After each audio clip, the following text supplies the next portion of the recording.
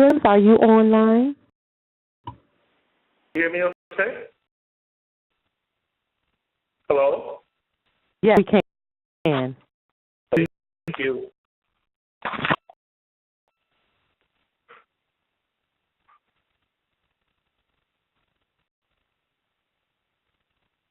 Yes, if Bob Cosgrove is on the line.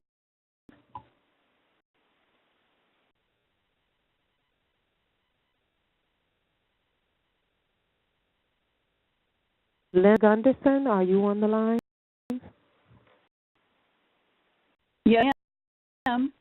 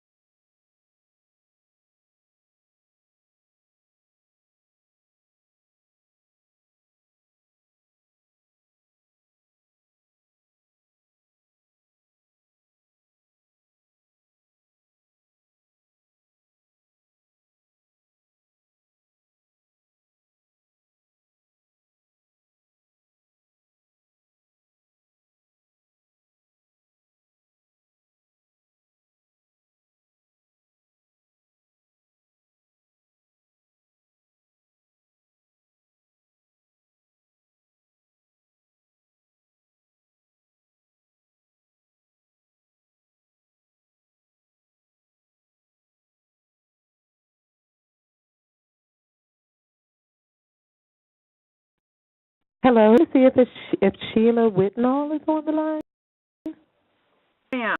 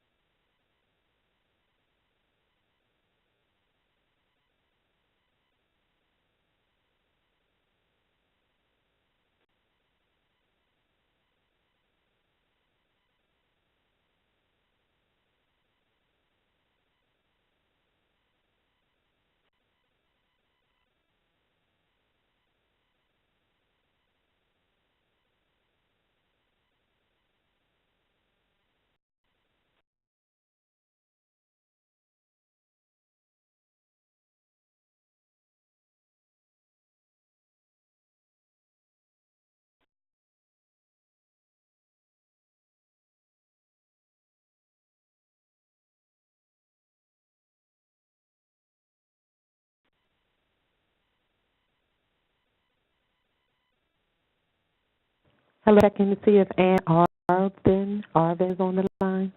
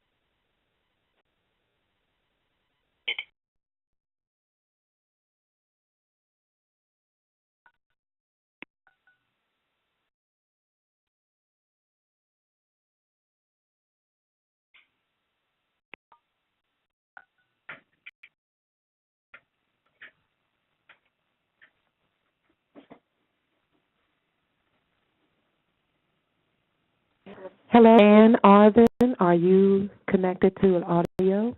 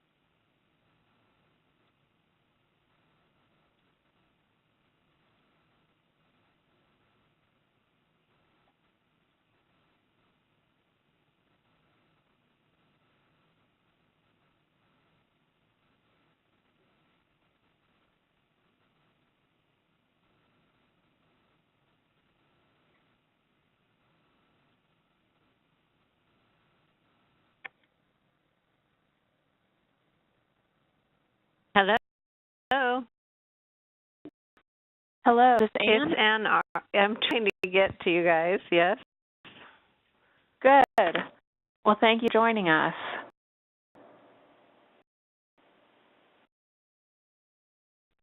Speak once more, because I think we're trying to match the call-in user that you are with your name. Okay. It's Ann Arvin. Dean? Jill Urbino. Oh, hi. I'm lonely. I'm traveling. I'm in a train station, so I'll mute so that you don't hear the train noises, train station noises. You'll have to sort of mute and jump in as you have questions, because otherwise we're going to use the hand-raising feature on the web portion. Okay. Okay. Okay, we should all be connected. We have all of our speakers, and I think with a number of committee members, but I'm going to do a quick roll call here. Can you just let me know about what I should be seeing on my screen? I don't know whether I've got the right sign on. You should see a video. We're mute a number of people here, and that will reduce the echo. You should be seeing a committee meeting room with sort of a U-shaped table. This is Renee DeRozier from NOAA. I'm on the phone. I can see that. And could you lock it on our video for a moment?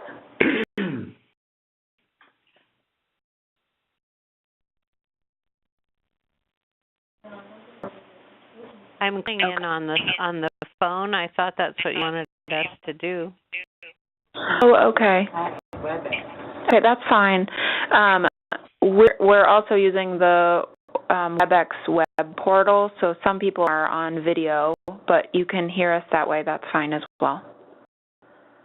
John, I could initially see the meeting room, but for the last 10 minutes I haven't seen anything, although I hear things.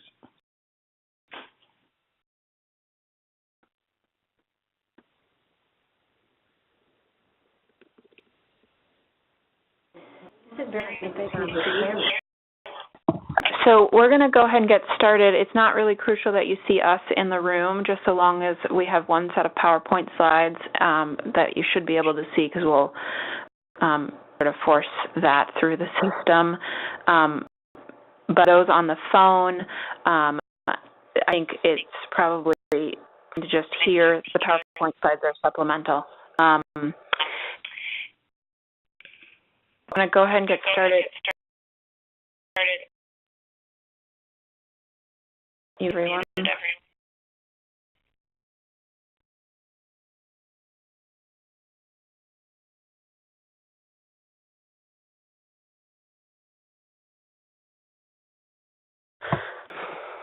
So I want to thank everyone for joining us today to engage in this conversation. We're looking forward to hearing the comments from our speakers. We are reserving time today after the speakers give their remarks to have the committee members ask questions. They'll do so by signaling that they have a question by raising their hand using that feature in WebEx, and we will call on them so that we don't interrupt each other. For the committee members on the phone, please just unmute yourself when there's an opportunity and let us know you have a question. Other guests, to note that the comments made by the committee members, their questions, those made during the meeting do not necessarily reflect the conclusions and recommendations that will be put forth in the report that they produce. If our guests have questions that they would like to ask, we ask that you please email them to our study email address, which is shstudy@mes.edu, and we will work to include your questions in the discussion as time allows. Otherwise, we ask that our guests please keep their phones muted at all times.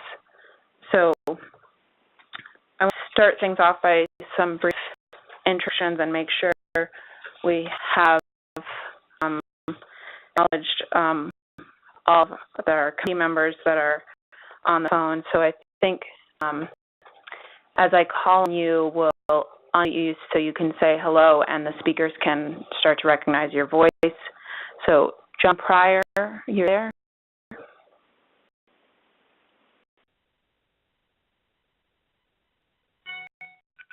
Go ahead. I'm here. Great. Billy Williams, unmute you. This is Billy. I'm here. Thank you, Billy. Linda Gunderson. Linda.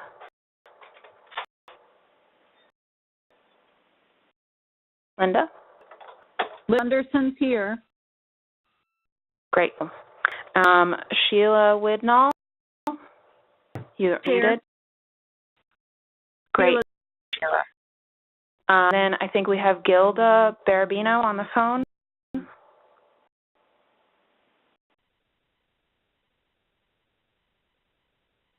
Gilda, we're unmuting some call-in users here to see if we can find you.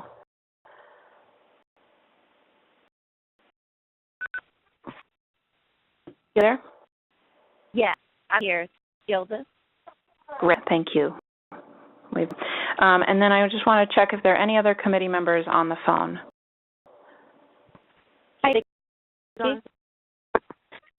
That's Kate Clancy? Yep.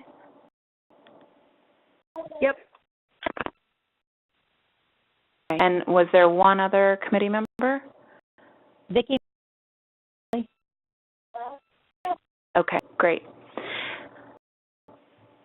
Thank you. Okay, so now for our speakers and our moderator. So we'll be hearing first from Susan Garfinkel, who's director of the NIH Division of Investigative Oversight, and she's going to speak a bit to the NIH process for research misconduct investigations. Then we have Bob Cosgrove from NSF's Equal Opportunity Program, and he's going to talk a little bit more about diversity efforts and compliance pieces at NSF, so not necessarily research misconduct. And then we'll be followed by Ann Arvin and Tina Gonzalez, and I'm going to let my colleague Tom Arison introduce both of them. Tom Arison was study director on the recently released report on fostering integrity in research. Hi. Good afternoon, everyone. So, yes, I was the study director for Fostering Integrity in Research, which came out in April, and the two committee members who were on the panel today are Ann Arvin, who's Lucille Packard Professor of Pediatrics and Microbiology and Immunology, Stanford University School of Medicine, and Vice Provost and Dean of Research at Stanford University. And then the other committee member participating is C.K. Gonzalez, who's Director of the National Center for Professional and Research Ethics, and Research Professor, Coordinated Science Laboratory, and Professor Emerita, College of Business, University of Illinois at Urbana-Champaign. Thanks. Great. So we'll turn things over now to Susan, and we'll follow up with any immediate questions from the committee members. So take it away, or I've unmuted you. Okay, great. Thank you very much. I'm very happy to be part of this. Unfortunately, I used my big monitor so I could actually see everything, and I don't have a camera on it, so you can hear me, I hope, but you can't see me. So let me start. One of the things I missed in Fraser's email was the description of where I am. And I am in the Office of Research Integrity, ORI, which, so, I'm sorry? So go ahead. We have divisions. The Division of Investigative Oversight handles all allegations of research misconduct and manages all cases that go through the process when allegations are raised. We are part of HHS, but we are separate from NIH, so I just wanted that as clarification. So this is a very interesting project and something I really don't know that much about. I looked at a few different documents that were sent to me to try to understand how the Office of Research Integrity, ORI, and the process that we use and what we go through would be relevant to this committee. Let me start by saying that in 2000, the Office of Science and Technology Policy defined research misconduct and what is research misconduct. And the definition of research misconduct is falsification, fabrication, and plagiarism. So research misconduct is pretty narrow. It doesn't include all of the other issues that happen in laboratories, including data management issues and authorship issues and mentorship issues and things like sexual harassment. That is not included in research misconduct. So many institutions have other policies that handle those kinds of issues, I'm sorry, my cell phone just rang. They handle those kinds of issues, and they actually prefer it not be included in research misconduct because there are policies in place for those kinds of things. Unfortunately, it's not, because it's not mandated by the government, there's a lot of differences in how institutions handle all of these things. Okay, with all that said, I think that including sexual harassment within the definition of research misconduct would be very difficult. Now, as all of you know, there are questionable research practices or detrimental research practices based on the report, and it could be included in that, although I've never seen that included in that in questionable research practices either. So it's a little unclear to me what I can add to this conversation other than to say that the mandate from the government was that institutions have to have policies in place to deal with research misconduct and report to the government. And over the last 25 years, how ORI has been formed and the processes that have been accepted by the government and by the community have really grown. And we have a very well-defined process that we use to deal with issues of research misconduct. And some of those things might be relevant to what you're doing in trying to develop what exactly would be reported and how would it be handled by the government. So to give you a very, very quick overview of the way things are handled at ORI, we have a regulation. It's the Public Health Service Policies on Research Misconduct. It's 42 CFR Part 93. It's a 30-page document that defines the government responsibilities and the institutional responsibilities. This was published in 2005, and it has been the same regulation has been in effect since 2005. It defines research misconduct as allegations come in and the process that occurs, which includes different phases. There's an inquiry phase and an investigation phase. The allegations, if it comes to an institution, they do the inquiry and investigation. If it comes to ORI, ORI actually does not do the investigation. It's delegated to the institutions to actually do the investigation. When their investigations are complete, they report to ORI. And the institution makes findings for the institution. ORI does its oversight review and determines findings for the government. So one of the things that I noted in the legislation that was in the legislation was that there was really no discussion on what the government would do with the information that it gets from the institution, which I think is leaving it wide open for a lot of different ways to handle it. And that's a pretty big field that you could choose from in how you choose to deal with these kinds of problems that you see from an institution. But from the ORI perspective, the procedures are very well defined. The inquiry is the initial fact-finding. The investigation actually makes the determination whether research misconduct occurred. There's administrative actions that can be taken if a respondent is found guilty of research misconduct. There's a range of actions, but the major actions that ORI takes is supervision of research, PHS-funded research, or debarment, which is not being able to get any PHS funds to do research for a specific period of time. That's the very short overview of what ORI does. I'd be happy to answer questions, down the road if you think, after these presentations, if you think that I can contribute anything to help you determine you're going to get where you need to be in this project. Thank you, Ann. And for those who are familiar, the legislation she was referring to is the legislation suggested, I believe, last year sometime by Representative Jackie Speier. I just want to check with our committee members to see if you guys have any quick clarifying questions for Ann. Otherwise, we'll move on to our next speaker and then have discussion at the end.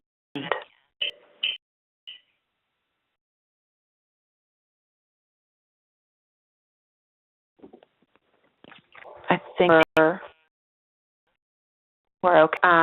So we'll move on to Bob Cosgrove, and we're going to pull up some slides for Bob right now. On the phone, we can share those afterwards.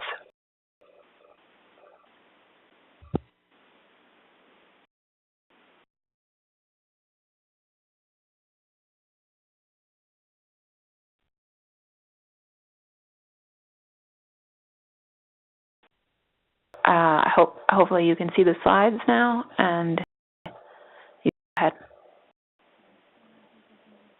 I'm not hearing you yet, so hold on. We gotta. Oh. Bob, you go ahead and speak. Thanks, Renee. And again, with NSF Office of Diversity and Inclusion, I've been at NSF in December of last year. I think this work in Carolina for nearly 20 years. trying to figure out which phone we can mute everyone else except for you.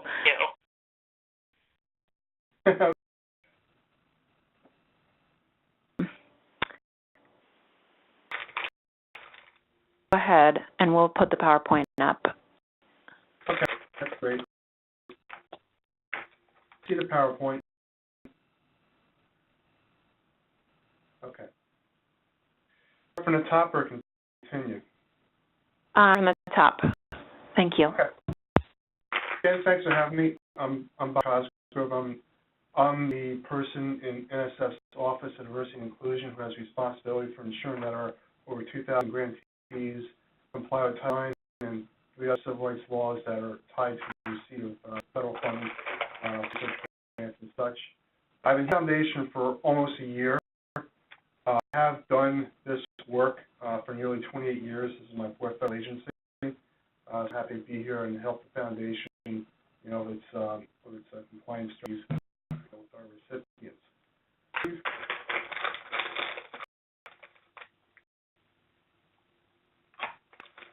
Now, I do not hold myself out at all to be an expert in any way, shape, or form of research misconduct. Pretty much I'm repeating what Susan said in the previous slide, what NSF's definition of it is. I think I'm sure those who deal with this quite often I'm sure you know what that is. But NSF, it's a dynamic. It is not something that harassment is not included in the definition at the time. Generally due to some long ago discussed, I think, jurisdictional and investigative challenges, with the intersection of research misconduct and who's responsible for doing that. Although I'm really privy in that area as to his. What I know is that research conduct is investigations to NSF are conducted by our Office of Inspector General, and when they do get sexual harassment complaints from individuals who participate in our programs, or the college, university, or some other one-off program, those complaints are referred by OIG to my office, and they come directly to me, and several times a year, actually, OIG, sends me complaints to investigate. There's discrimination complaints, and other than the research misconduct, that's, the lines you see there, fabrication, falsification. Next slide, please.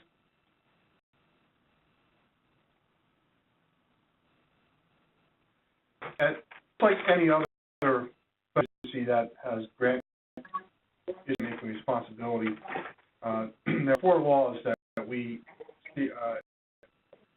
grantees to ensure compliance with. You see on the screen, one of my pages, one at the bottom, Title IX, discrimination on the basis of. Sorry, this is Gilda. I can't hear Bob at all. Okay, I'll go to my phone then, because I'm on speaker. That's better, Bob. Thank you. Hear me better now? Okay. Keep talking on the phone, but that's we just moved into our brand new building here about less than a month ago here in Arlington, and our 21st century technology, well, sometimes it's the 21st century, so please forgive me. In any event, so Title IX applies to our educational institutions that receive NSF funding. And you can go to the slide. And briefly, the role of our office, Office of Diversity and Inclusion, to ensure that our grants are compliant with our laws. Also, we do federal sector equal employment opportunity and civil rights. We have about 10 people, and we're focused in those areas. I am the one and only person here who does grantee compliance. I do get some help sometimes from other folks, but I'm brought in here primarily to, deal with these issues in terms of Title IX and the other regulations. Now, the ways we ensure compliance are obviously complaints of discrimination. Get them, as I stated. OIG is one source. They do come from our program officers. You may hear from individuals who feel they've been discriminated against. Sometimes folks, go to the website that you see there, and they fill out the complaint form, they send it in. Sometimes it's flat, it's a letter that gets, to the foundation and it gets to me. a variety of ways we get the complaints, and we intake them in accordance with various processes that other federal agencies have, in those complaints. Although I have to admit that our complaint program here is very, very young and it's evolving, and my task here is to, get fully up to speed, really functioning complaint scheme and program where we can, fully address the needs of our participants who may be feeling discrimination and harassment. Title IX, see that there? That's our regulation, 14 CFR 618. It's much like the Title regulation, education, many other federal agencies. We have various compliance requirements that all the other agencies have. Appointment of a Title IX coordinator, having a Title IX grievance procedure, having a Title IX self-evaluation that should have been done when the law was first enacted nearly 45 years ago, and the various program areas. MSF, we primarily focus on grantees. Even though regulation has broad application, the practice has been for the state agencies such as NSF and NASA and Energy Department to they stick with and stay in the lane of programs and departments we fund, the PIs that we fund, and the students that and other participants are being served in those programs. Next slide, please. Our various compliance mechanisms, they're divided to pre-award compliance and post-award. Pre-award really is not very laborious. That is simply the submission at the time of a grant NSF that you state in writing and you sign in writing that you shall comply with all the civil rights laws, including Title IX, and that you will continue complying for the duration of the grants. Electronically is pretty much a blanket statement. There are some other federal agencies such as NASA, Transportation, and others that have a specific assurance of compliance form. But here in NSF for the moment, it's electronic and it's basically a coverall with civil rights and other regulations. Now, post-award, we do that via the compliance review process where we select institutions to visit. There's a variety of factors that go into that. We have to abide by what is known as neutral criteria. You can't pick a pool. It's based on the awarded grant money, geographic location, number of PIs you get grants, number of students who are in those particular programs you want to look at, what program we want to look at, whether it's going to be aerospace engineering 1 year, geoscience is another, and the like. Not often done, but we could do desk audits where we can request information from a school and just look at their compliance posture by their policy and procedures and statistical information and not the institution. But we much prefer to go on site, look at people, because that's really the best way to get information on what's going on at our grantees and to see if there is any outlying compliance issues, particularly with regard to sexual harassment. Next slide. So, what is when a violation is found? We don't have the research misconduct route available to us, but we have the more long-standing of potential revocation of federal funding.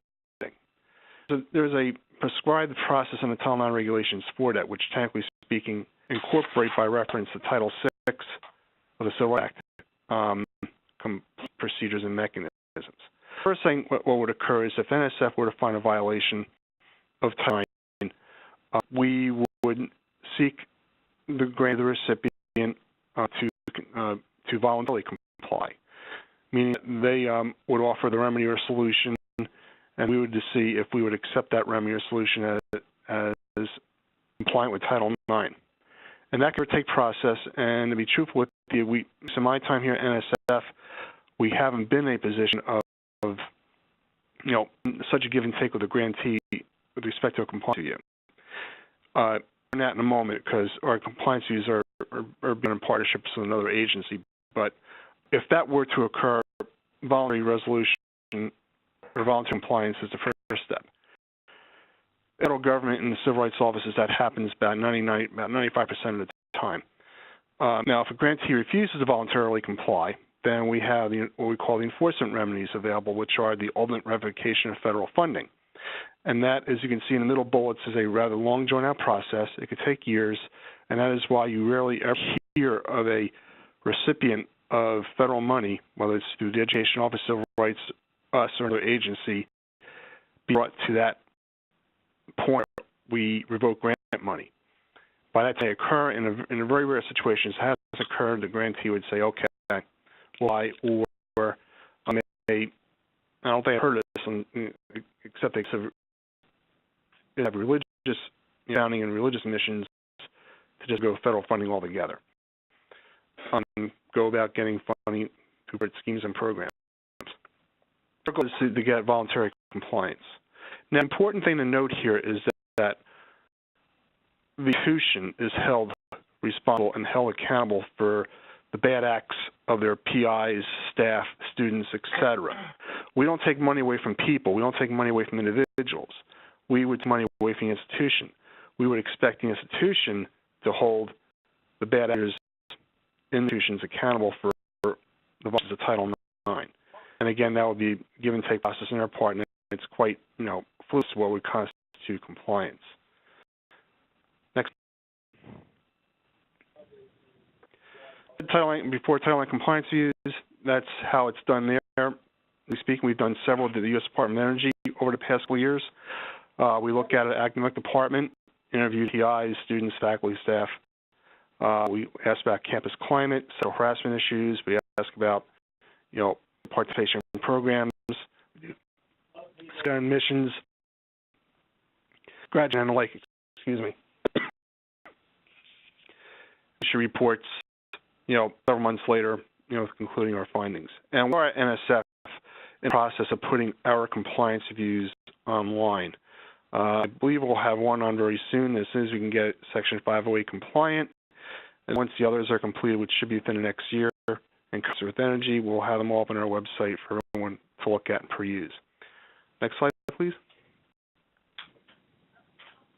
At NSF, these are sexual harassment policies. The one I will point out to at the bottom in the clear, NSF will not tolerate harassment at granting institutions.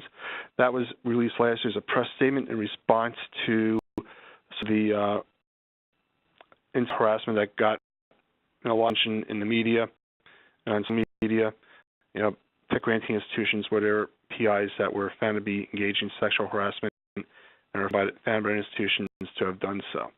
So that statement, along with NASA, and disclosure, I was at NASA for 8 years prior to coming to NSF, where I've done Title IX work, has issued a similar statement.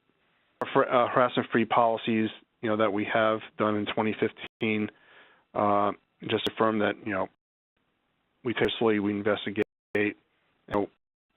that's our goal, is to ensure that everybody has equal access to our programs without having to worry about being sexually harassed while they're conducting the research or, being students or, other program participation. And the next slide, if there is one. That's it. You won't take any questions now, or I can wait till the end. Thanks. Let me just see if we have any committee members who have questions.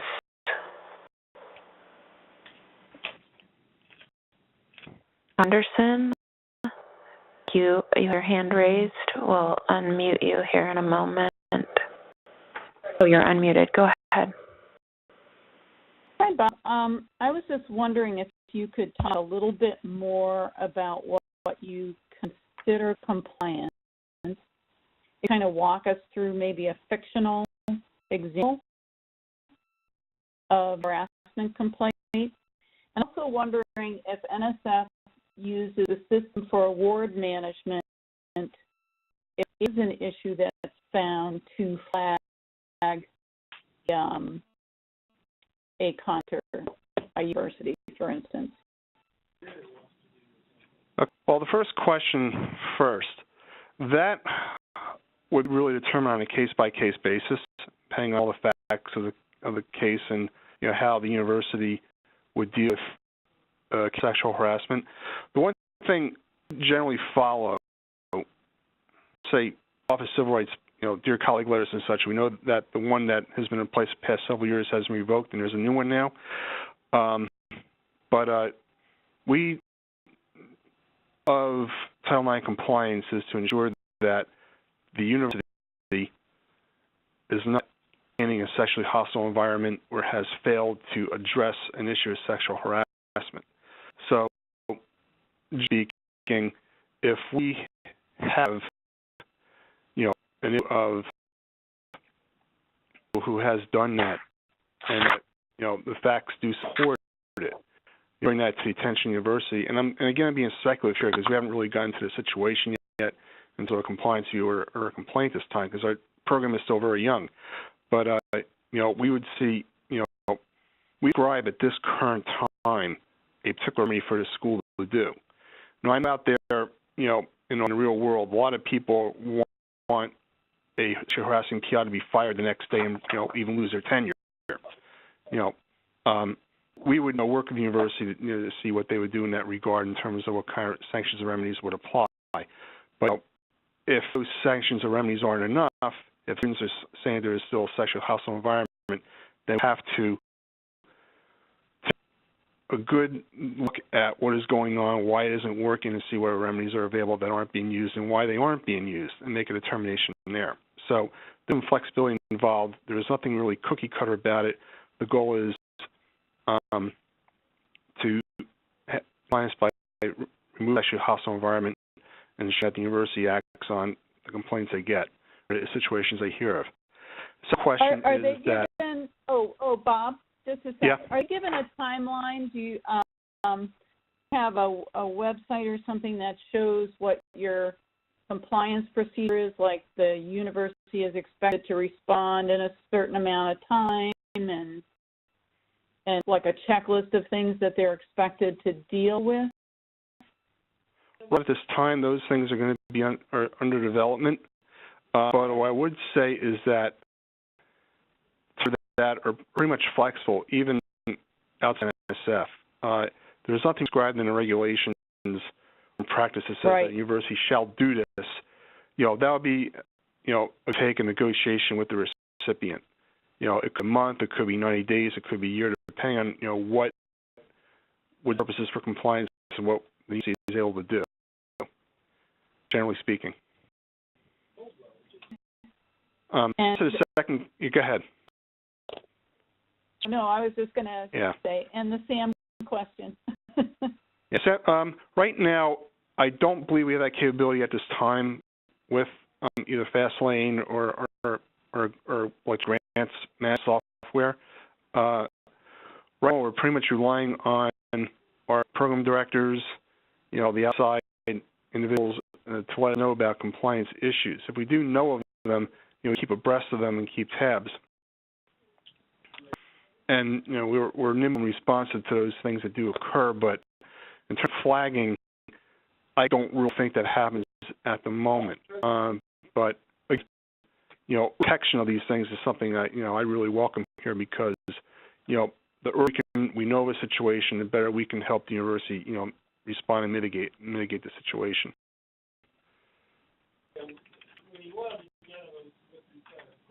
Yeah, I think we also have... Sorry, go, Linda. Yeah, I think SAM numbers are used in all federal contracts, so there's probably a place in FastLane where SAM numbers are used, at least.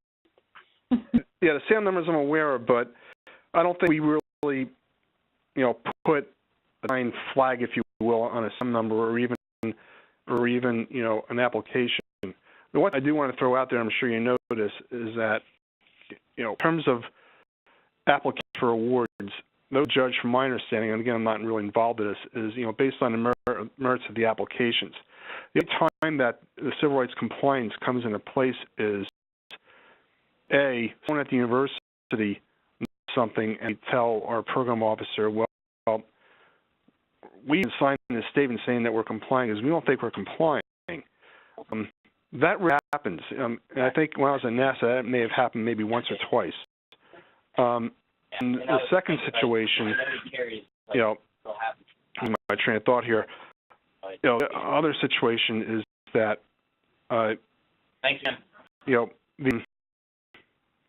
investigation room, we learn of something, and if we think that based on reports or information we get, there is a serious compliance issue going on, we say to grants people, hold on a minute, there's something we have to look at, do anything just yet.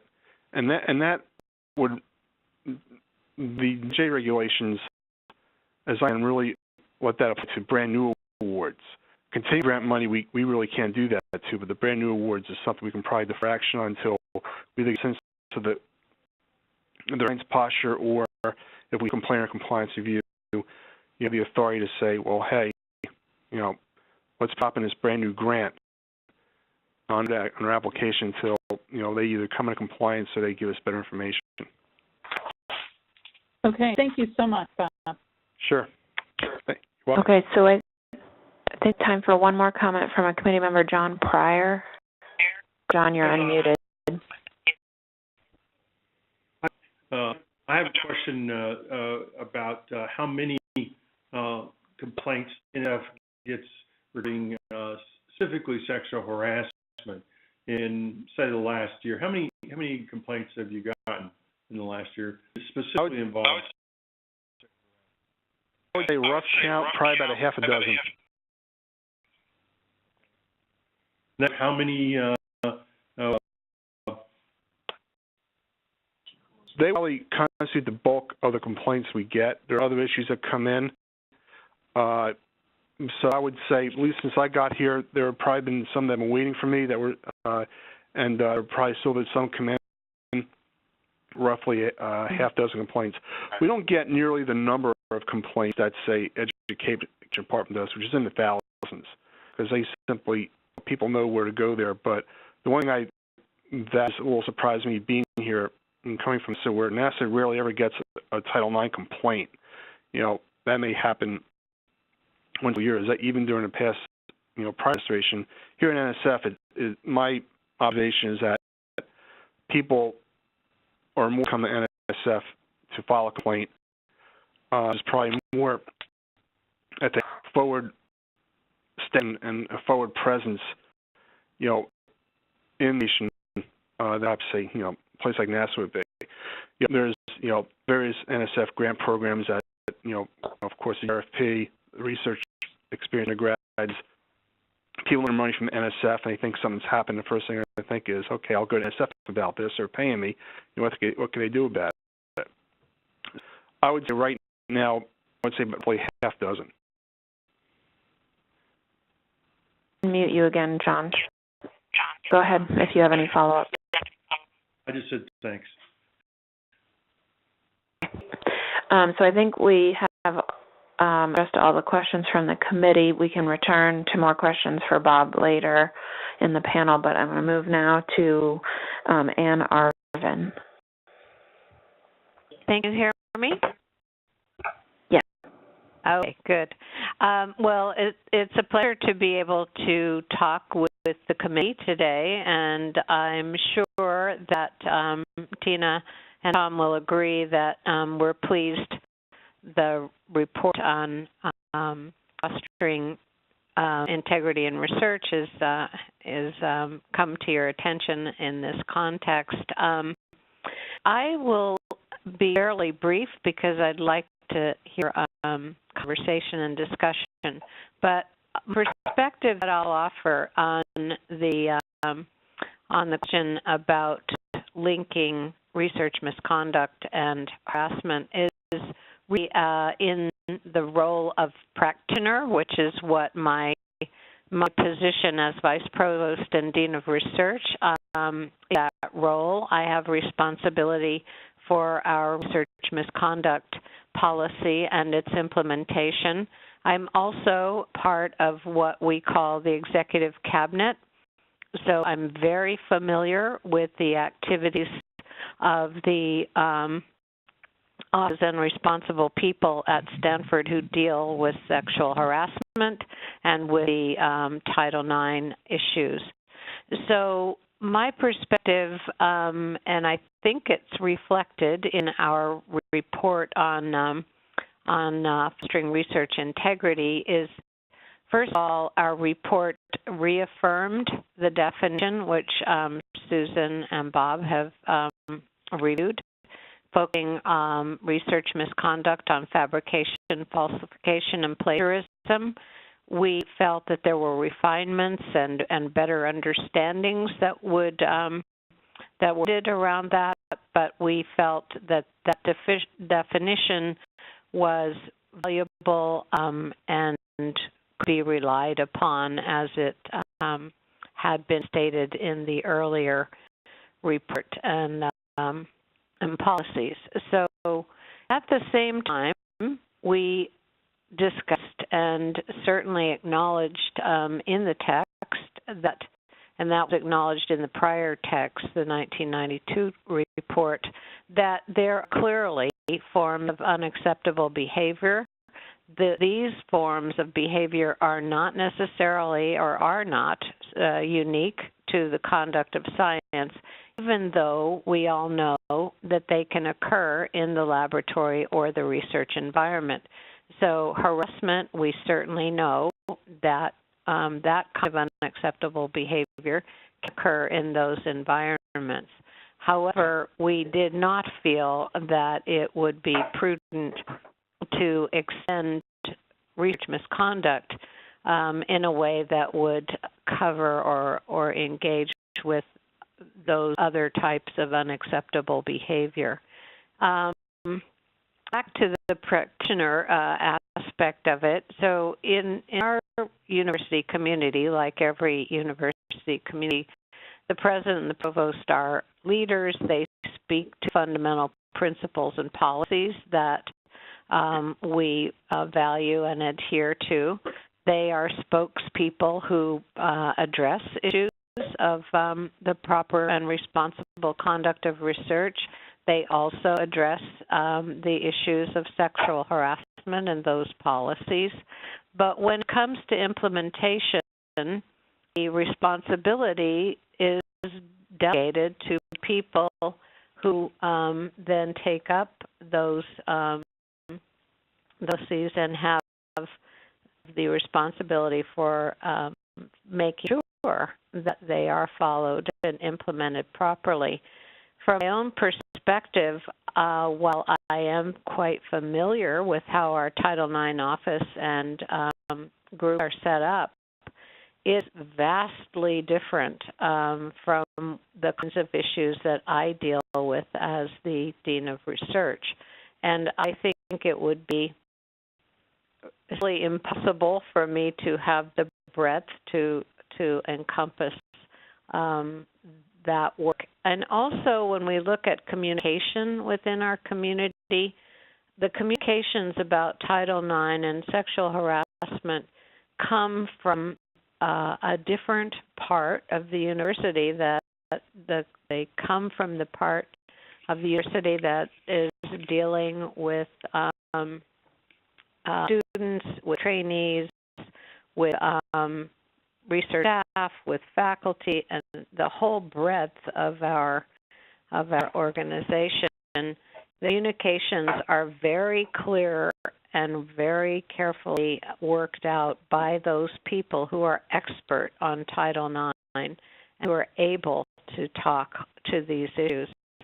So just from a practical point of view, I think it's much better to maintain the distinctions and the lines of responsibility for both of these very important areas of conduct. So that's my perspective from the view of having to deal with these issues in my role as Dean of Research. I think it would be very difficult to communicate with our community if we somehow tried to speak both sets of issues or together. I'm sure there'll be discussion on this, but that's the position that comes from our report on fostering research integrity. So I think Tina Gonzalez will also have comments related to this, but if there are some quick questions from our committee members, I think, Linda, you have your hand raised. I don't know if that's still from the last time or not. No, I just wanted to ask Ann really quick that if her office for misconduct also deals with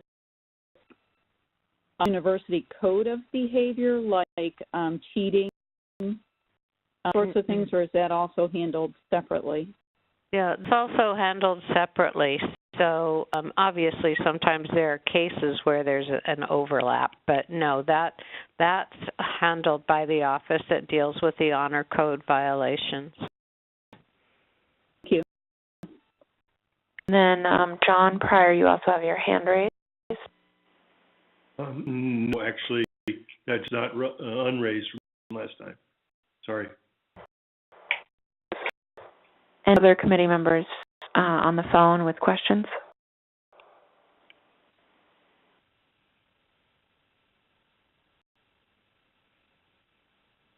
Billy, do you have any questions? Yes. Can you hear me okay? Yep. So this is not a question for the speakers, but probably more of a question to you, Fraser. Can you remind us, the committee members, again, that the Spirit legislation was proposed in 2016? But can you remind us what her legislation was requesting? Status administration. Okay. Thank you. Sure. So, off the top of my head, so it's best if we consult it. But generally, I believe the concept was it was legislation to require institutions to report findings of sexual harassment up to federal agencies so that they could then incorporate them somehow in the decision-making process that they make about grants. What was one thing that's clear about the legislation was that it was not when an investigation was started, but when a finding was made that the policy had been violated. That's what would have been reported. Question, Billy? Thank you. Great. Okay, so I think we'll continue on now with our last speaker, Tina.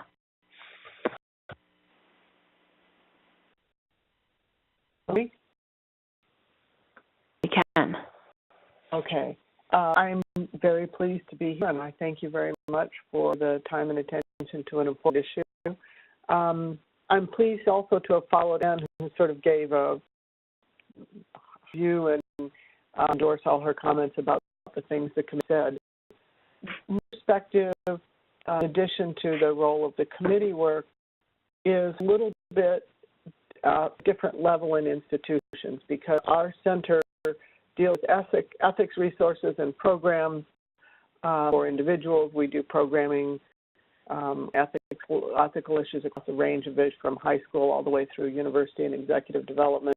We do a fair amount of work about integrity of research climates, and do a lot of leadership development resources and programs, because the ethical issues are so tightly connected to leadership issues. And we do programs that are for development of academic leaders. We have a leadership collection that's related to that. We work with a lot of challenged academic units, and the challenges that academic units encounter often involve the kinds of abuses of power that are expressed through sexual harassment and through other forms. So we have a range of resources. We do leadership for emerging professionals. We do a variety of things.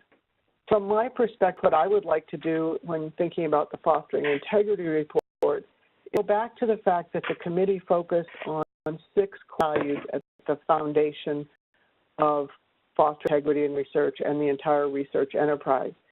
And those values are objectivity, openness, accountability, honesty, fairness, stewardship. And if you think about it, accountability, fairness, stewardship, and are really deeply implicated in the kind of issues that you're thinking about, and I think they are fundamental to research.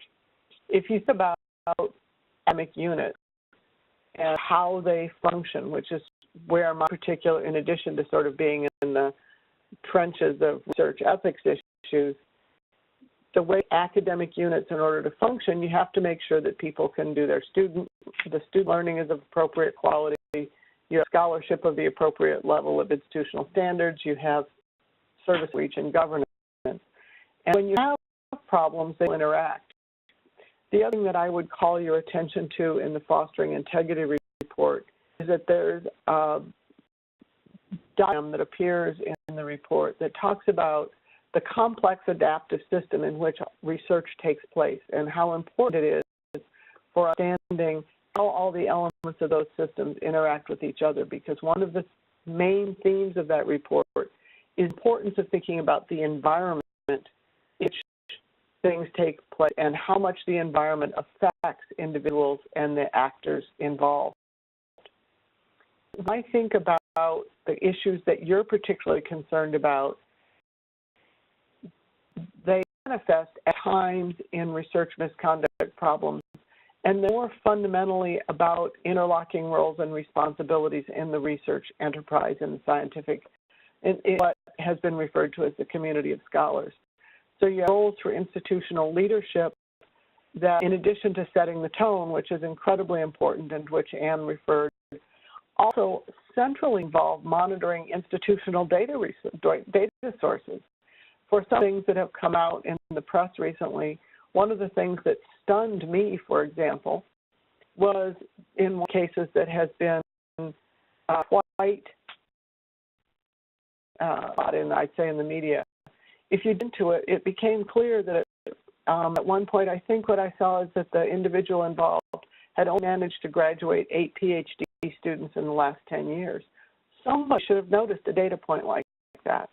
So having a clear load for whose responsibility it is to monitor those sources, having one of the things that's exactly the same for research integrity is making sure that there are multiple entry points so people can go different places when there are problem situations. Because if you have a policy that says you must start with your mentor or your advisor or your department head and that person is the source of the problem, you already made it impossible to deal with the situation. So I think that the elements have that, both the research integrity element and dealing with the climate and culture have that in common. I think the whole issue about professional development and support and actually providing structure so that people have mentoring committees, for example, and access to that is important. I think that faculty PIs have a huge role in all of this in terms of having and building skills for conflict and lab management and to mentoring roles and responsibilities and monitoring personal boundaries. I think that we have to educate researchers and students about taking responsibilities for their own careers and choosing colleagues for mentors for care and building networks and teaching people how to advocate effectively for themselves.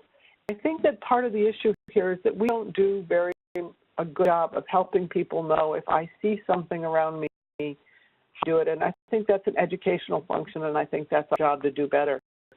So I think there are a lot of data points that we ought to be encouraging people to monitor as part of their responsibilities, through graduation rates, exit surveys, transfer rates, evenness of participation. And a lot of those things are the kind of climate surveys we do with respect to research integrity that have to do with how our power imbalance is dealt with. And I think that there are structural things that would support both research integrity and just better environments in homogeneous environments for getting quality work done. I referenced earlier this week that Nature has convened about healthy research groups, and the Berkeley associate dean named Mendoza, his name was Rudolph Mendoza Denton, called attention to some really interesting research that I had never read before about the costs of ambiguity in stereotype bias and actual discrimination. And I think that some of that work that he was citing is really, really important because the costs of ambiguity are very high. In the work I see with dysfunctional academic units, I'm seeing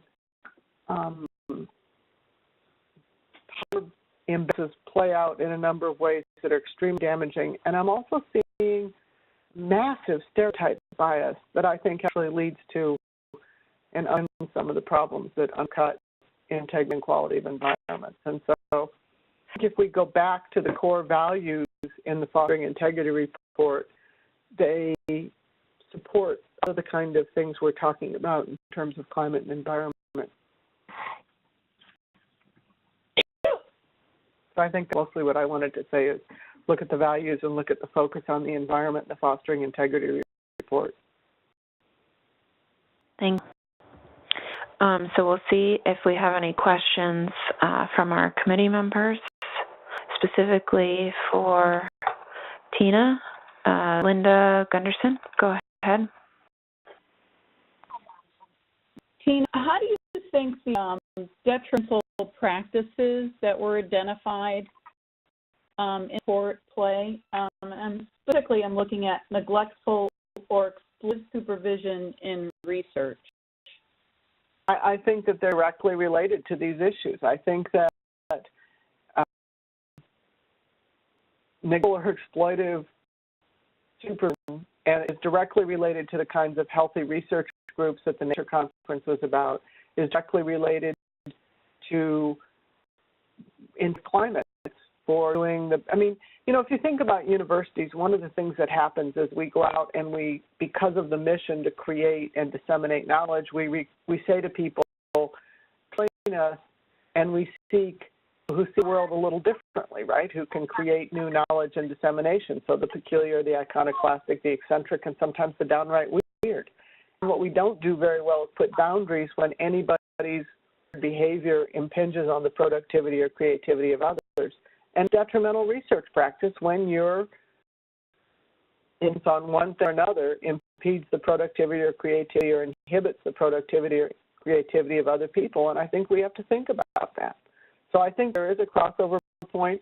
I think, as Anne and Susan and all said, we have to be pretty careful about clarity of definitions and what we are dealing with when and why. I also think institutions have a wider range and responsibility than perhaps the federal level does.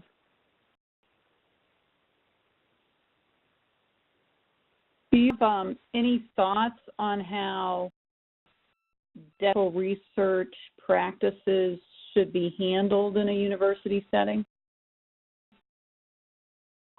I think that there are these primary obligations for students and employees, I think, broader than just research integrity. So from the perspective of research integrity policies, our report and pretty much every report about research integrity has made clear that the federal definition is a floor, not a ceiling, for institutional integrity and institutional definitions. I think it's entirely appropriate for institutions to bring their own definitions. Excuse me. At my institution, for example, our policy clearly talks about CV issues and credentialing and things like that. I think that the issues, and our institution has a policy that's called Responsible Conduct of Teaching, Research, and Service, and defines pretty, you know, motherhood, apple pie kind of terms. I think institutions should think about that, and I think they should set standards. And I also think that there are just plain old obligations to monitor what's happening in the environment when the institution admits students and grants them degrees in their name and credentials people and sends them out into the world. So institutions can and should raise the floor. May I follow up on that question? Yeah, go ahead. Okay. So to the question about handling issues around detrimental research practices in the institutional environment, I would expect those to come to me, often through a school department or dean. But I would consider that, as Tina explained, there's no strict boundary around we attend to the issues that come forward. We work with the definition of research misconduct, but detrimental research practices would certainly be part of what the usual dean of research would be expected to pay attention to and deal with. And in that context, certainly there could be, in some situations, a need to not just detrimental research practice, but a situation that also included harassment. So then we team up, but we work together, not sort of expect to solve all of these problems, which are often nuanced, one office or one jurisdiction, so to speak, within the institution. But yes, detrimental research practices will come to the Dean of Research.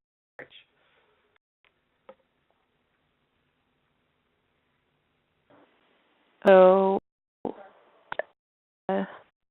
Susan, you had your hand raised. Did you want to respond?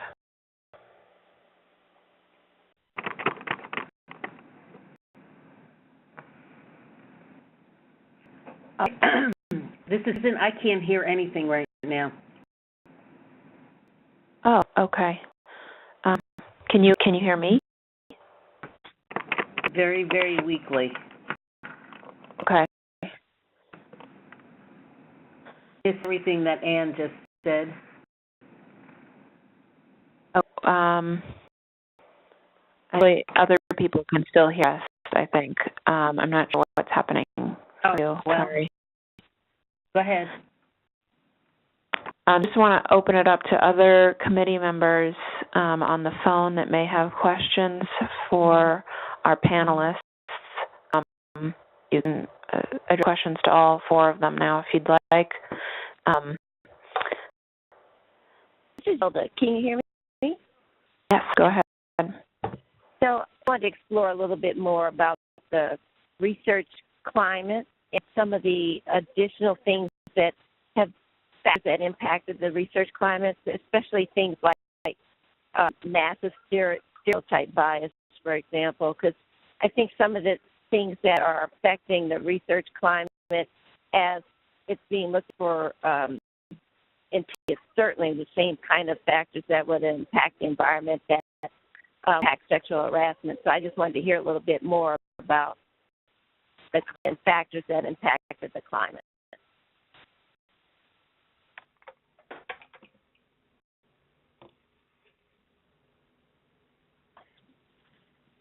Is it for me? Probably so, yeah. I just didn't want to jump in. It's a little hard to get the flow of conversation. We use two different approaches for assessing integrity. We use the building a national and international benchmarking database, the Survey of Organizational Research Climate that Brian Martinson and Carol Thrush developed. That has 7 scales that include about, I need to pull up the exact scales because since they wrote it, I give you the exact, but it has to do with expectations of the department. It has to do with integrity inhibitors. It has to do with socialization, intent socialization. Get the exact here. So it has to do with quality of resources, regulatory quality, socialization for integrity, integrity norms. It does look at advisor-advisee relations. It looks at department clear integrity inhibitors and are the departmental expectations high. So the 7 scales and then the instrument itself differentiates among groups in the department, faculty, research staff, postdocs, grad students. And what we look for, and so you can compare departments, happens is that you run a survey in an institution, the department, and then everybody above in the reporting chain gets it. So, for example, the Vice Chancellor for Research would see all of the data for the campus. The deans would see the data for the departments in their units. The department head would see the data for that department. And what you look for is a department that is at or near its peers across the campus, and then at or near its peers in the discipline and other institutions, because disciplines do have different prevailing norms. And then what you do is inside departments, you look at it. It's always instructive if you go to a department and it shows that the faculty think they're just doing a fantastic job with responsible conduct of research education, and the students and the postdocs and the research staff think that there are no resources and they're not hearing much about it. Or the faculty think that advisor-advisee relations are really great and everybody else is off by a considerable number, much lower. So it catalyzes great conversations inside institutions when somebody says, oh, well, our department, of course, we have a really negative climate because that's just a ton of our discipline. You can then look at the benchmarking database and say, well, actually, in other R1 institutions, department totalities are up here and you're down here, so how do we understand the difference? The other thing it's fantastic for doing is saying, here in this institution are a place that there are some bright spots, some really fantastic cultures. What can we learn about them and how can we propagate them? That's one of the instruments we use. We also have a pretty informal reflection instrument that characterizes what makes vibrant units, what are warning signs in academic units, and then what are the manifestations in challenged units. And it's an instrument, formal, it's not validated. It's an instrument that we are piloting and have been using with challenged academic units that people should bring back to vibrancy and improve their climate. It's a pretty interesting instrument. I'm happy to provide it to you. We're still in the early stages, and we can't figure out how to validate it. So what we're doing is calling it a reflection and diagnostic tool. I'm happy to share it with you. Very helpful, and I think it would be good to see the instruments you just described was extremely helpful.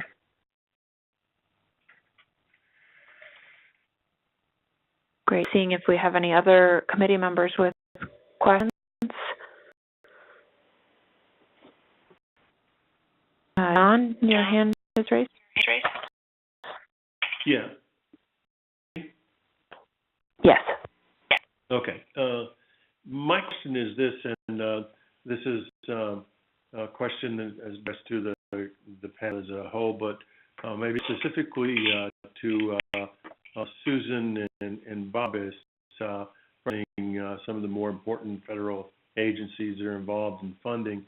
One of the things that we know about sexual harassment from many studies that have been done, surveys across a wide variety of different contexts, is that the majority of instances of sexual harassment are not reported to anyone. And it seems to me that this discussion has revolved around identifying problems based on people coming forward and making official reports to someone about being sexually harassed. And, I worry a little bit about, doing things that are based upon policies based upon what you find out about things come forward with regard to official reports, and ignoring the vast majority of people who are experiencing sexual harassment who don't come forward and make reports. That's my sense. So you can mute me now.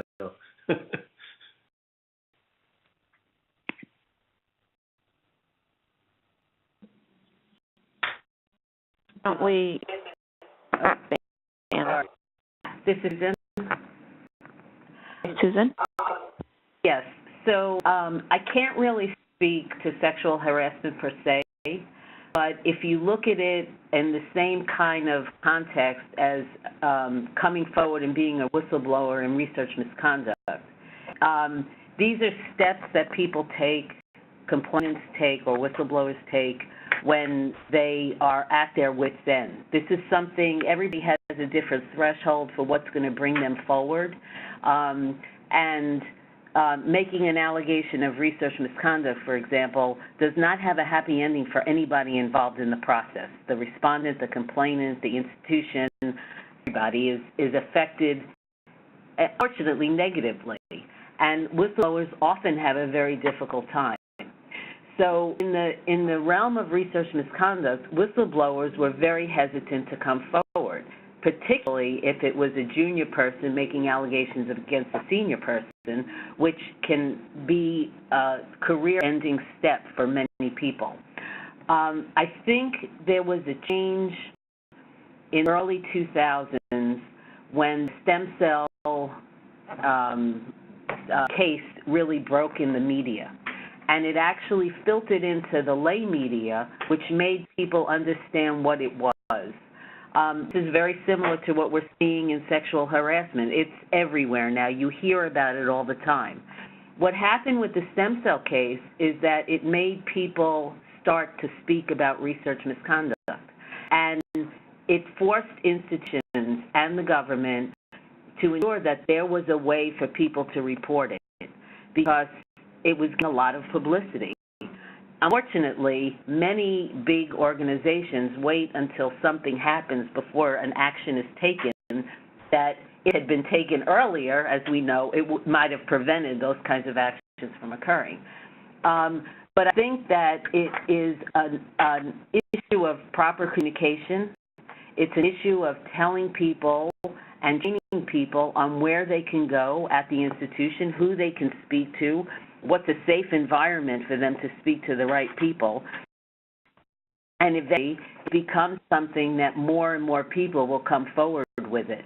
Because I can tell you, after 25 years of ORI being in here, I go out and I speak to people, and I know that there's more misconduct occurring than what we're seeing, because somebody always comes up to me and says, I never knew your office existed, I never knew where to go. I mean, it's a never-ending battle to make sure there is the proper communication for people to know what to do when they're faced with these kinds of problems. Thank you. For this, if I could. Go ahead.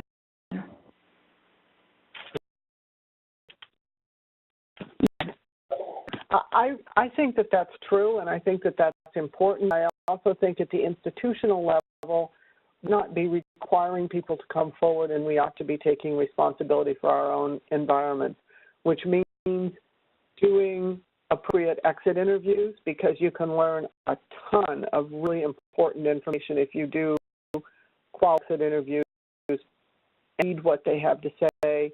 If you're watching the institutional data, if you're looking at the throughput, if you're looking at the retention, if you're looking where people fall out of your departments, if you're looking at in which groups do people actually graduate and go on and become successful, and in which groups do people walking, who's having trouble getting students to join their labs and why. If you're providing multiple entry points, if people actually have access to adults who real parties in the institutions, so mentor committees that actually meet as opposed to a name. I'm working with a group that had a big problem, and so they put a massive mentoring committee structure in place. When I asked the graduate students and assistant professors, they said, oh yeah, it exists only on paper, it never actually happened. I think that there are structural issues that institutions can and should take about problems before they blow up in your face. And a lot of them are through pretty standardly collected institutional data. And that there are also some educational issues, because both for bystanders and for the well-meaning who are just deer in the headlights, a little bit of training goes a long way to providing information about how to help when you see a problem.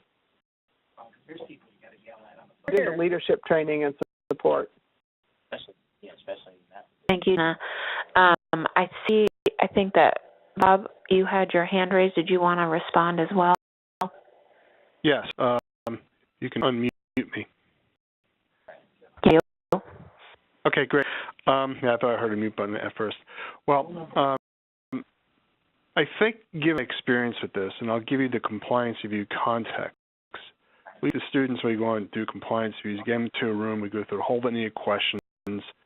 We ask them about professors who you're that you should avoid, professors that you've heard things about, and you know, we get no. I think, unfortunately, things can't be addressed unless someone actually does say something. There's really no way of knowing a sexual harassment issue unless you witness it, and usually the harassment comes in the forms of what you see happening that may be inappropriate. So we're going to rely on student testimony, post-doc testimony, and and people, unless people who have authority and responsibility at schools are actually physically looking at things. And even then, there's misconduct where people may not know where to go. Many students that I've talked to, when we ask them the question, do you know who your Title IX coordinator is? They don't know. Or they know when they do the, before we visit the campus, debrief with the Title IX coordinator, tells them all about what Title IX is about.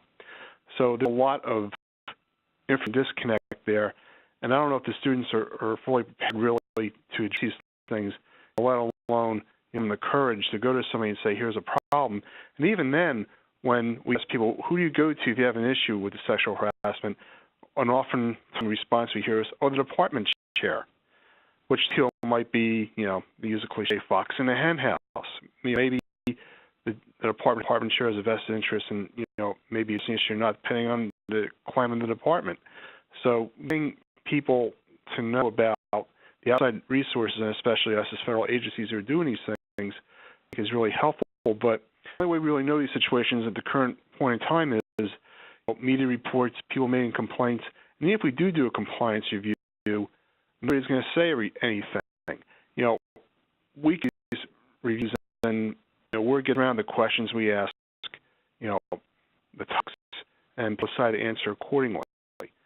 So it is a challenge to uncover these issues, at least from where I sit, unless people actually say something or write something in a way. Thank you, Bob. I want to return, if I can, the opportunity to ask a question myself, to a comment, Tina, you made about teaching people to say something when they see something. I know you've done some work about whistleblowing and how people can do that effectively. I wonder if you could make a couple comments about that and how that might apply to these instances of sexual harassment. I think that the whole concept of how to have a dispute professionally and effectively, and how, particularly when you're at the bottom of the power curve, to raise issues in a way that's professional and that leaves you with a career prospect afterwards, is a fundamental part of professional development that we don't address explicitly enough, often enough. And, one of the I went to a lot of places, and I do a lot of interviewing because I work with a lot of dysfunctional academic units. And I can usually tell you in the first half day who the lower abusers are in a department. It's not a subtle problem with the kind of viewing that I do. And so the questions is when people say repeatedly, oh, yeah, he does that horrible stuff, or you say, well, what'd you do about it? Well, I tried and nobody backed me up, or I was afraid, or I didn't know what to say. And so if you say, well, no, did you try this? Did you try this? Because there are some standard things you can teach people that are effective. And then there are in our organization, people talk all the time. Lots of people know about the problems, in my experience, in almost every setting. And so one of the things that we do is say, okay, so you knew this was going on. Do in the place. I didn't know what to do. Well, here are 5 possible things. Are any of those things you could say the next time? Oh, I could say one of those. With a department that had some sexual predators that was quite from news some years back. And, it was, again, the standard case. Most people knew about it. Lots of people were very troubled and concerned. They didn't know it would be collegial to say something. They didn't know what their role was. They didn't know what the boundaries were. And they were worried nobody else would support them. And simply surfacing it and saying, okay, if you see something that's uncomfortable, here's something you can do. That's a personal, issues-based choice of yours. And if you're a colleague saying something, here's what you can do to chime in. And it wasn't lots of people of goodwill who really wanted to do the right thing and didn't know how, and were conflict averse and were worried that they would be stigmatized if they did. If you cultivate the people goodwill in an environment and let them know it's okay and how to support each other, it makes a huge difference. And in fact, a lot of the work we do with challenged departments is finding people of goodwill and giving them tools for speaking up when they see problems and for supporting each other when somebody else speaks up. It's doable. It's not always comfortable for for the first time somebody does it, wondering if somebody's going to support them. On the other hand, it's pretty successful, and the technique works pretty well. Security in this line of work because most people won't do it. People just don't talk about it.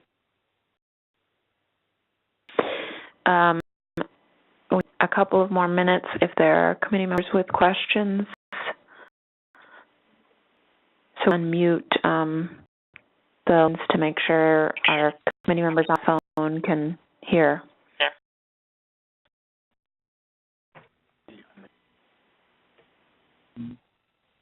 Hearing anything, we have one question from here. This is Tom Harrison. So it sounds like, from the discussion, and thanks to all the panels, this was a very enlightening discussion for me, that you have, on one hand, you have in both of these areas, in research misconduct and in sexual harassment that would occur in the research environment, you have a level of sort of compliance, reporting, enforcement, regulation sorts of issues, and that the two, the misbehavior, the bad behavior that goes on in each one of these areas, in research misconduct, sexual harassment, are they're covered under different regulatory regimes for the federal government, and that so one question that come out of this is, and it's been some, discussion into this is what, is there one, can we learn anything from one area that might apply, or but might be implemented in another area, because they are kind of handled very differently. The regulatory structures are very different. And then there's the other level where the broader issue of how institutions, in particular, can foster healthy research environments that promote integrity, good research, high quality research that is, that has integrity, and where the environment isn't characterized by harassment or abuse and those things. And it seems like that those, in addressing that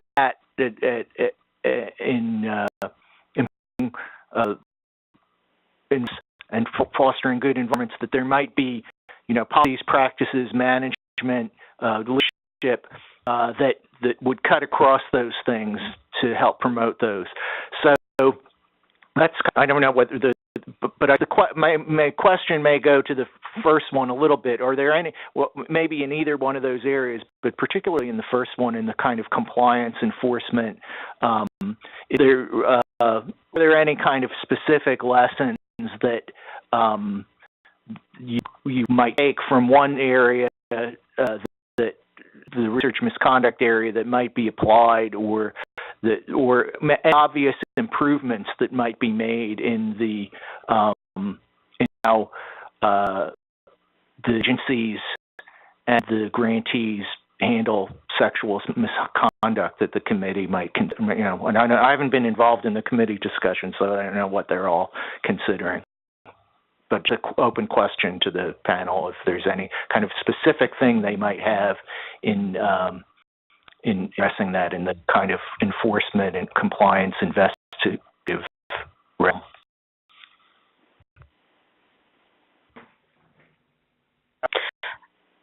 So we'll just go in order. Susan, did you have any comments or thoughts on that? That's a big question. So I think that the biggest challenge in initiating regulation and implementing the regulation is that institutions have so many different rules that they have to follow that imposing any more makes it very difficult. And there's a lot of pushback usually when the government is telling you that you have to report to an office or something like that. There was in ORI as well. It's a slow process that eventually works, but it's something that needs to be expected. I think these are very, very important issues, and people realize that, so there might be a little bit more acceptance in the issue of sexual harassment. But you're actually melding a lot of different issues that come together, because each research misconduct, you want to correct the literature. You want the record to be right. You want people who lie and cheat not to be doing research. That goes into funding. And there are all kinds of, outside forces that influence how these things are handled. So if you're looking at a research misconduct matter, in the end, you're going to be looking at funding, and an institution is going to worry that they're not going to be able to get the funding, or they're going to have to pay back money. So it's really not a simple issue when you're asking institutions to report to government. And I think that has to be handled very carefully and kind of delicately, particularly when the government doesn't have processes in place to deal with that reporting. So when when OSTP came out with its said that agencies have to develop policies and procedures to deal with research misconduct, HHS is a big agency which dealt with it and has the regulation to implement handling allegations of research misconduct. But in my tenure at ORI, we have had other agencies that don't deal with much misconduct come to us 10 years after that the OSTP rule came out. And they said, well, we never had to deal with it because we never really had a research misconduct matter. So when dealing with, I think that when you're dealing with going from the institution to the government, and that's kind of the process that you're looking at, you have to really be careful that you know what's going on and who to report to and how the different agencies are going to handle it, because it's not consistent within the government, and it's certainly not consistent at institutions. But just jump in because I have to get off the call, and I do want to endorse what Susan just said.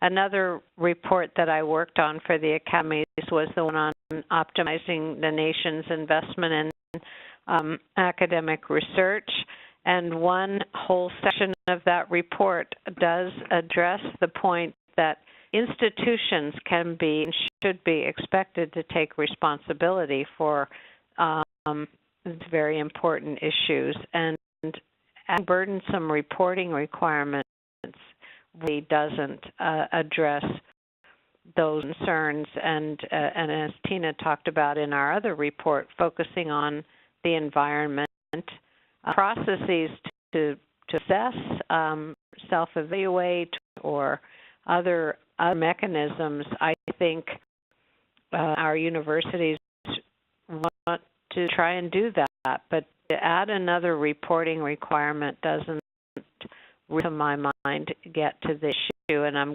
going to have to get off the call, but thank you very much for the opportunity. Thank you, Ann.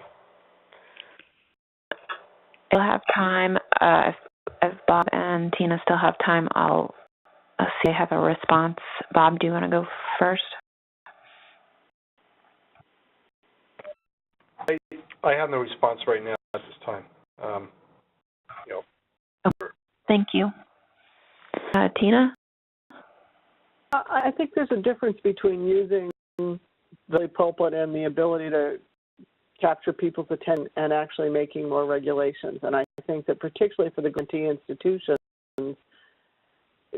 that walks its talk and actually talks about these things. And I think that real serious clarity helps a lot. This is not okay here. You have processes and you have to follow up and you have to be monitoring your own data. At the same time, I really think that leadership matters, and institutions, that's where all the action is. So I'm not in favor of add regulatory or reporting requirements. On the other hand, I also think we got to think about the balance of carrot and stick, and I don't have a great answer for it, and I'm really glad you're studying it.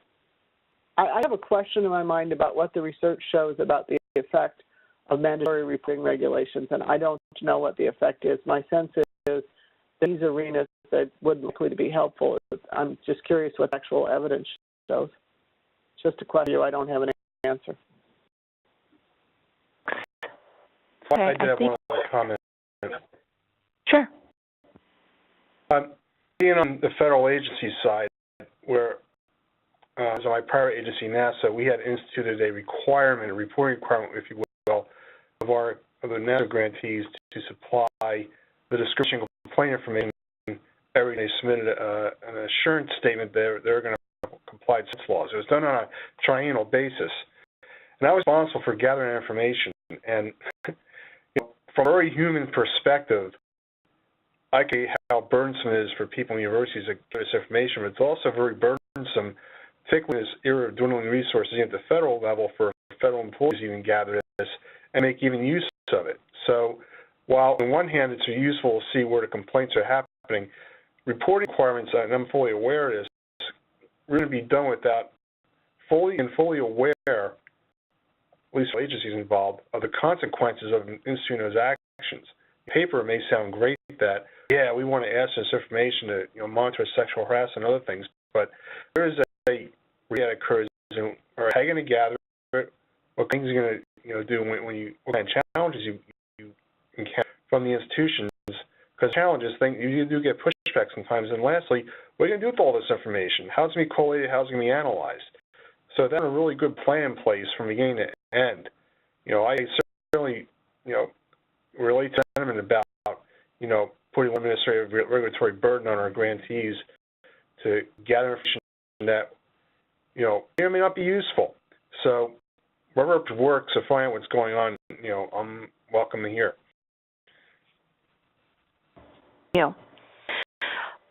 I think that's it for this meeting. I don't believe we have any other committee members that have any really pressing questions, but I'll just give them a moment if they do. Okay. Hearing no questions, I want to thank our 4 panelists and